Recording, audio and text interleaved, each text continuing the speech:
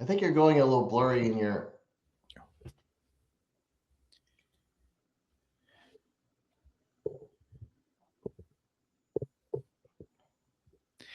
Hi, everyone. Welcome to another episode of the SCV Law and Life podcast. I'm your host, Mason Roshdian. Today's guest is Tony Guarnaccia.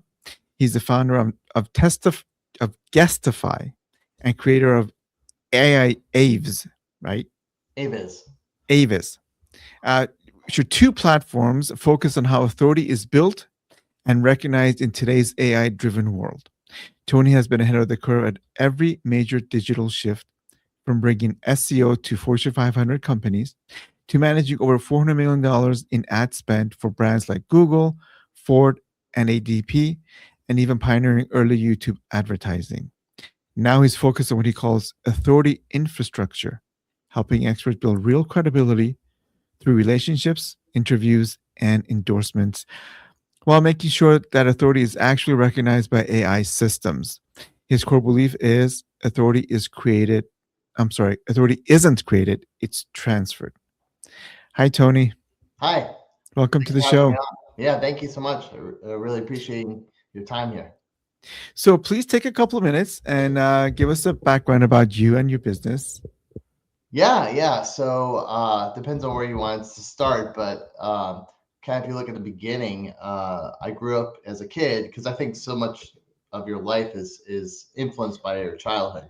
And so if we kind of go way back to the beginning, I grew up in, and we were talking about a little bit about being Italian before. So I grew up in a small Italian bakery. Like that's my parents had that, and my dad was amazing baker. Unfortunately didn't know what he didn't know about growing a business, and so lost everything at a very young age, and kind of had to reinvent myself, and the family had to reinvent itself. So years later when I was in college, I wanted to kind of rectify the past. And so I started one of the first online bakeries, because you mentioned how I always try to be ahead of the curve. I didn't even mention that in my bio, but I was a little bit ahead of the curve in ecom. And so we developed a special cake that you can mail across the country with a photo on it. And so we worked with a lot of Fortune 500 companies with that. Also did cakes for Jennifer Lopez, Jay-Z. It was a really interesting time. And I thought, hey, this business thing isn't that hard. And then I realized I didn't know what I didn't know either. And unfortunately, lost everything a second time. But this time I was adult. I was newly married, baby on the way. And so that was a really challenging time as well. And I said, okay, well, this clearly isn't working.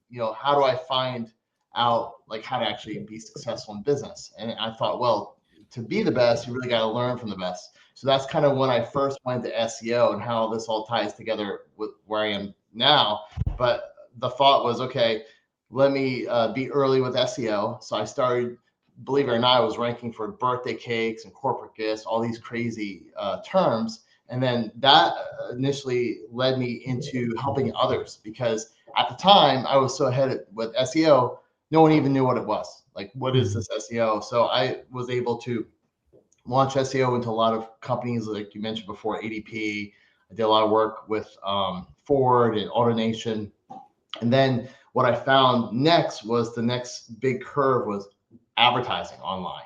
So this was a while ago, but started the digital advertising programs for like Ford Motor Company, uh, you know, General Motors. They work with them, Hyundai, just amazing brands. And kind of where that ties in today is I think those were amazing kind of breakthroughs, but comparatively to those, AI is like a tsunami. Like what's coming now with AI and just the opportunities, it's much more horizontal too. It's not just hitting one area like advertising, like Google did, or maybe in media. It's really going across every function of every business. So it's amazing time. And so for me, I got a little bit smarter this time. When I rode the SEO train years ago, it was really as an employee. Granted, it was in great positions, but as an employee. Then later on, as advertising came out, it really I started to launch my own business, which was more of like an agency. But to me, I was like, okay, those are kind of limited. How can you really scale? And the thought was, okay, why not launch software systems to do that? So I launched two software companies. One that helps more of the technical infrastructure of AI, which is the AIVZ you mentioned. But what AI wants is not just good content; they also want it from authoritative sources. So how do we how does AI ascertain that someone actually is an expert? And how do experts get visibility in AI? And I think one of the fastest ways to do that is by podcast guest interviews, like we're hearing today. Because essentially, when we're having this conversation, a certain level of trust is being transferred from you to me and vice versa. And so that trust, which is in the intro when you mentioned authority is transferred, this is a really good example because basically reviews, endorsements, all those things impact someone's personal brand, which then determines how do you get in AI. So it's kind of a long answer, but that's kind of my journey over the past 30 years of how I got where I am today. Okay, so tell us about AIVZ. How does it work? What is it exactly? Yeah, so give a little more detail about how, so people can understand. Absolutely. So it's a reporting system that will identify the problems of why you may or may not be appearing within the AI results. It's a little bit more technical in focus. So we'll look on your website, it'll audit your website and say, okay, you don't have schema on it. It doesn't have your content structure properly. So to appear within AI results, the LLMs. So if someone goes into ChatGPT and they ask, who is the best attorney in XYZ area, they will want to, your content determines that many times. So it's a combination of technical factors and then what content you have essentially. And my system will report on that, but more importantly, actually fix those problems automatically. So you hit a button and it'll actually fix it on your website automatically or publish the content, create the content, and then publish it. It can do pretty much anything you need it to do, whether it's something as simple as an audit all the way to actually creating the content and then ultimately posting it on your website automatically. Okay, now when you say AI, are we talking about, would it be the same thing, whether it's ChatGPT, whether it's Claude, whether it's Gemini, or some other? It would work across all the LLMs. They all have different factors that they weigh more heavily than others. So for instance, Google obviously uses its own search index and it weighs things differently than ChatGPT, which tends to use more of Bing's search index because essentially all the answers are still coming from the search engines, but then AI is kind of getting answers directly from them and repurposing the content and what's called citations. They're citing you, and you want to make sure that you are appearing in all the places that the AI is citing, whether it's ChatGPT or Perplexity or Gemini. Yeah, I heard about Perplexity yesterday. I haven't looked at it, but I heard that term yesterday. Yes. Is there like a leading AI right now as far as those search? I'm gonna use it as a search engine. I'm not sure what else to call them. Just AI focused. Yeah, I talk about AI visibility. That's where I got the term AIVZ from. Plus, it kind of sounds like Avis, which is kind of funny. But the thought to answer your question, they all have different kind of strengths. So I would say, ChatGPT is a little bit more consumer facing and consumer focused, just because of the way they went to market. Claude is targeting more the enterprise and work related initiatives, especially coding. And Perplexity is really, out of the gate positioning itself more as like a replacement for search. I would say they're more for comparison and searching. So a lot of people are going there. But I would say in general, where the market is today, ChatGPT is probably the most relevant to being like a search engine from that perspective. Okay. Like in terms of volume and Perplexity is probably more like a search engine, but doesn't have the volume that ChatGPT does. And also ChatGPT is now layering in like ads, like just like Google has Google Ads, ChatGPT is going in that direction as well. So therefore, I kind of feel like that's the one from a turning perspective showing up, or if you're selling e-commerce or whatever it is, I would say ChatGPT is probably the most likely candidate for focus. Okay.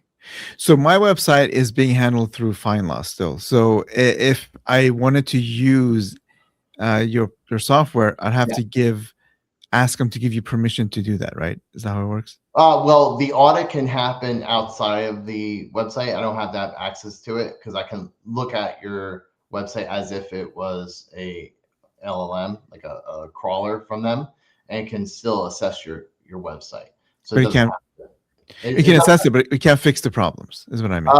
It depends on what your platform is on. Like FindLaw, I believe, is a proprietary platform. So in that case, the content could be automated and it could be posted, but they would still have to manually post the content. And if there are any technical issues, you still have to have a developer fix it. That's kind of the challenge with working with proprietary systems. They're closed access basically. Okay. Yeah, I think these guys are closed. Okay. Yeah. Okay. And then tell us about Guestify. What's Guestify about? So Guestify is, if you kind of look at how AI determines who shows up, there's kind of your technical factors and there's also the content that's created. That's basically what AIVZ handles. But the other tier beyond that is this person authority, and are they known, are they trusted? That is where Guestify comes in, because what it does is it automates the process to get you booked on podcasts as a guest, just like we are today. Like I'm on your show. I have a platform that has indexed 5 million podcasts. It shows you who it's got about 1.2 million guests in it that have been on podcasts over the past few years. So it's a very comprehensive database. And so, for instance, imagine you're launching a book, one thing you do is put in a competing author's name and see all the podcasts that they've been on as a guest. So it's got a competitive intelligence perspective to it. But more importantly, it gives you a really good idea of what shows to go on because they've already vetted those shows. Or say, you're in a local market and you want to say, okay, the attorney down the road, where have they been a guest, if at all? And then you can get all that information. So it's really the world's largest database of podcasts, guests, and shows. And how do you gather that information? I mean, there's 3 levels of data. One level of data is what's called scraping. So I built a search engine, kind of like Google. It's called a spider, a robot that would go across the internet and find all these data points. That's one way. Second component to it is enhancing that data. So once I get that data, it's not good enough to just have the list of podcasts. It might be useful to say, okay, how many social media followers do they have on Facebook? What is their contact information? What is, gosh, there's so many questions you can have. Like, what is the size of their email address? Those are all things that you can't get from scraping.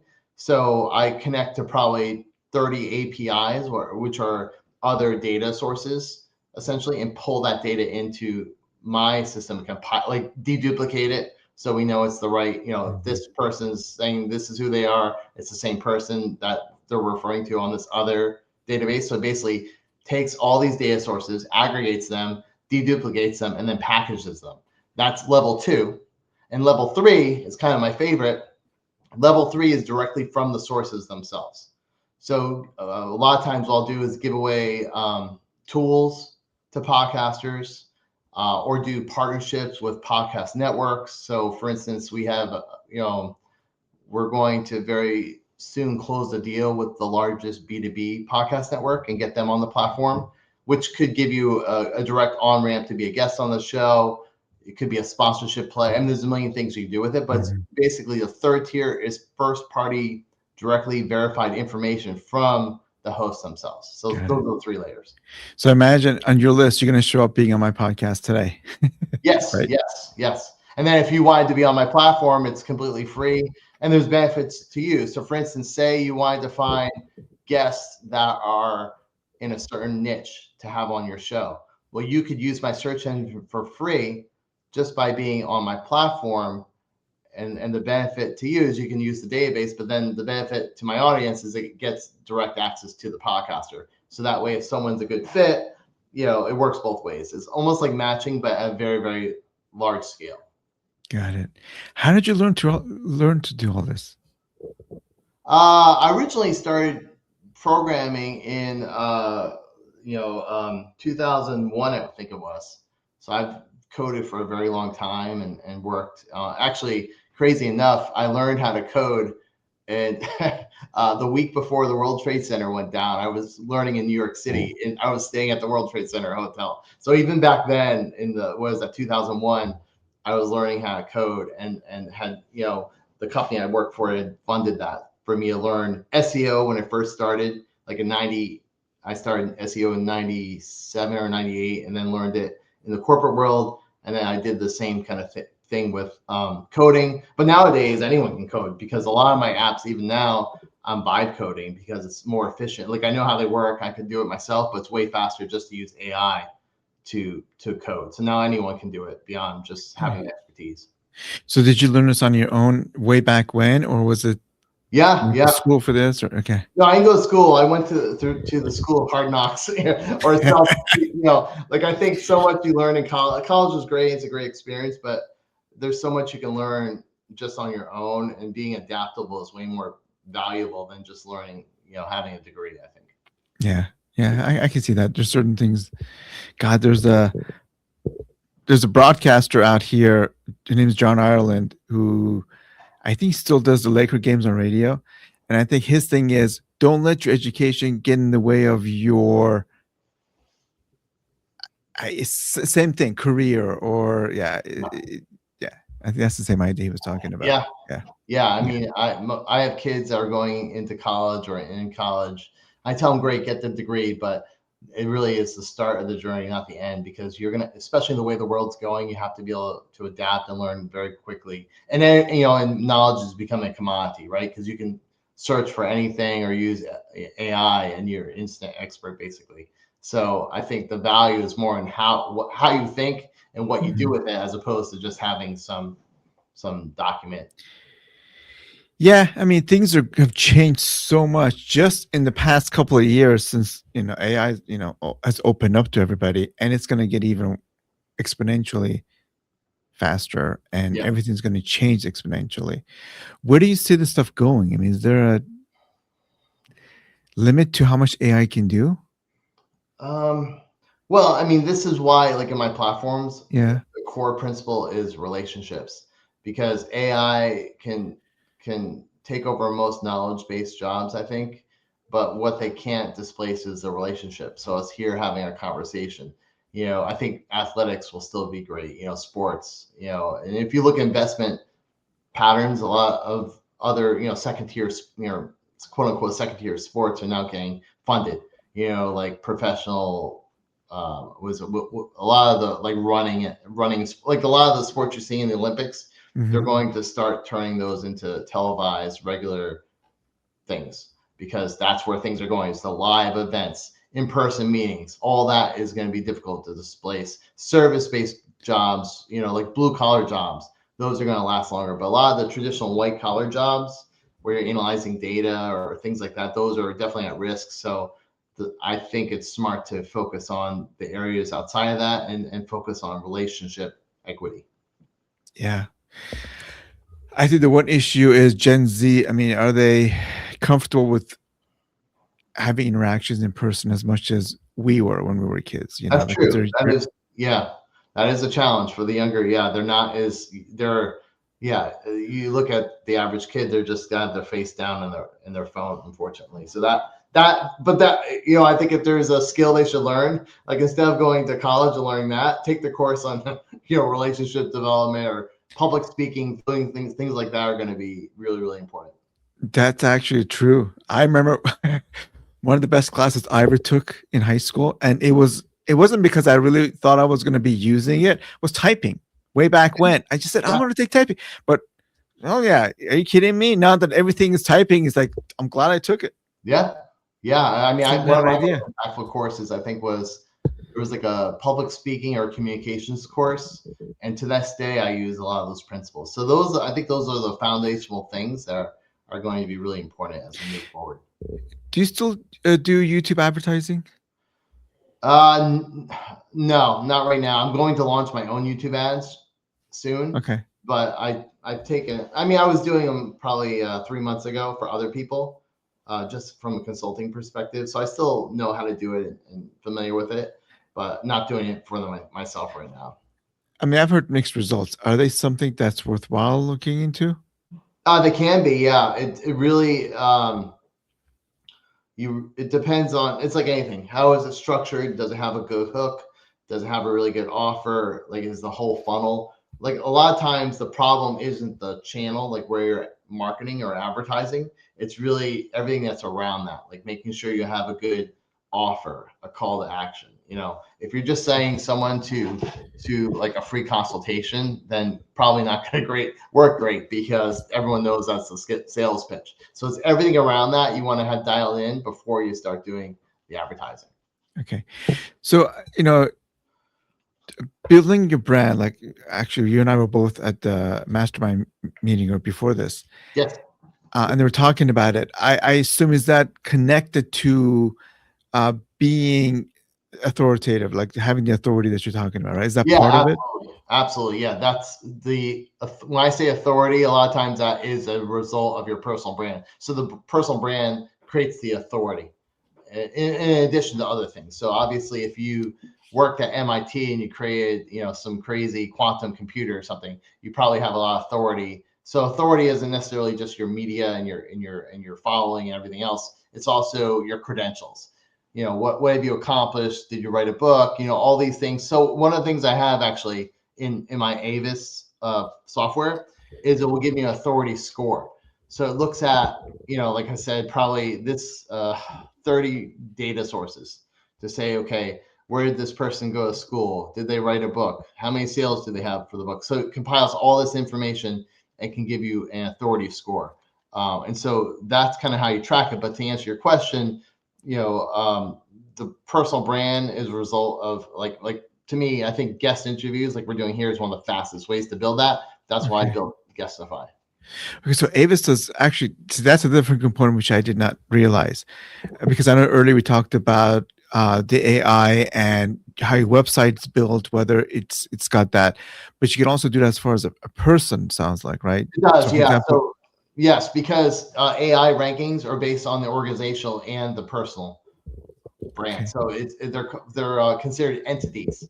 So there's corporate entities or business entity, organizational entities, and then there's individual entities. And so AI is going to look at both those parts. So when you have a blog post, for instance, within your company site, it's a really good idea to put who the author is and then link back to an author page that lists your credentials. So AI is now sophisticated enough to look at all of that. okay. Can your system help somebody figure out how to become an authority as a person? Yes, yeah. So that's where the podcast comes into account. So one of the things they'll do is they'll look at my. So what's interesting is these platforms work together and they share data. So when you do that authority score, it'll search my other database in Guestify to find all the podcast appearances you've been on, and the strength of those podcasts. So is this a podcast that's been around for a while, that's got millions of listeners? Or is it just a podcast that has only been around for a week and is just getting off the ground and doesn't have any listeners? So it's smart enough to know all that, and it'll score you based on that. In addition to saying, have you been to a school? Do you have a Wikipedia profile? Are you in traditional media? Have you been on NBC as a guest? Like it'll look at all these factors to score it, because AIVZ,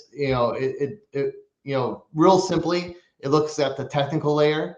Like, do you have everything technically set up correctly? And that's something, to your point, if you're working off a closed environment, someone would have to implement it for you. We can't automate it. Then there's the content part. Like, what is the content? Can the AI actually extract it? But then the third part are third-party factors like your authority and your trust, which comes from credentials, ratings, reviews, all the things that we've been talking about here. So AIVZ measures those three components. Out of curiosity, does AIVZ also measure an actual podcast and say whether or not what kind of authority it has, give it a score? It does. It will look at that. Well, Guestify, they both do. AIVZ and Guestify both do, because when if you're using a search, it's kind of nice to see, okay, how many Facebook followers do they have? How many, if they have a YouTube channel, how many people? So we'll pull in all that data. And that's where I said the value is at, because it's not just looking at podcasts, it's looking at what is the potential impact of those podcasts. Not to say that's everything, because for instance, I've worked with some extremely successful people, and even they, when they launch a podcast, they have to launch it, right? So I worked with someone that had 1 million people on their email list, but I just launched the podcast, so they had no listeners. So if you looked at purely from a follower or list or like social media perspective, for instance, you would miss the fact that they have a large list. Got it. So you want to look at more than just that, but it is a good signal to see, okay, is this person authority or not? So Tony, tell everybody how to get hold of you. Yeah, great question. probably the best way is because I do so many different things and talk about so many different things. I have my own personal brand site. Go figure, right? So if you go to Meet Tony G, because no one can say or spell my last name. So if you go to Meet MEET Tony TONY G as in George.com, then you can learn more about me. There's a form there. So if you submit the form, I'll see it and happy to connect with anyone here. The other way is LinkedIn. That's where I'm probably the most active from a social media perspective. So there's a link to my LinkedIn profile right from Meet Tony G as well. Connect with me there also. Okay. Is there a time frame when somebody should again talk with you? I mean, should they start off from the very beginning of building a site, having a podcast, or should they do it when they, start that and then try to see where it's going? Yeah, I mean, probably the most important thing you can do is I would start doing the podcast interviews sooner than later, because the website can be built after. It doesn't matter because a lot of times podcasts don't air immediately. Typically, the larger the show, the longer it takes for them to actually air it and get you on it on the first place.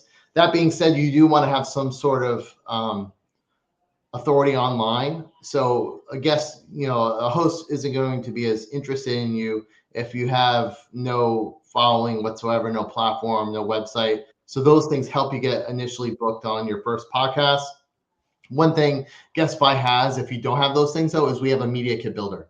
So it's kind of like a one-page website that will get you started right away. So even if you don't have your own personal brand website, you can use my system in Guestify to build one in minutes, and then you have something to start with. Okay, so that's important. So they could start from the ground with you first, kind of get an idea where to go. Okay. Yeah. Got it. And then, and if we're starting off too, one of the best things you can do is just use your network, like we did here. Like I cold pitch you, we happen to be in the same mastermind.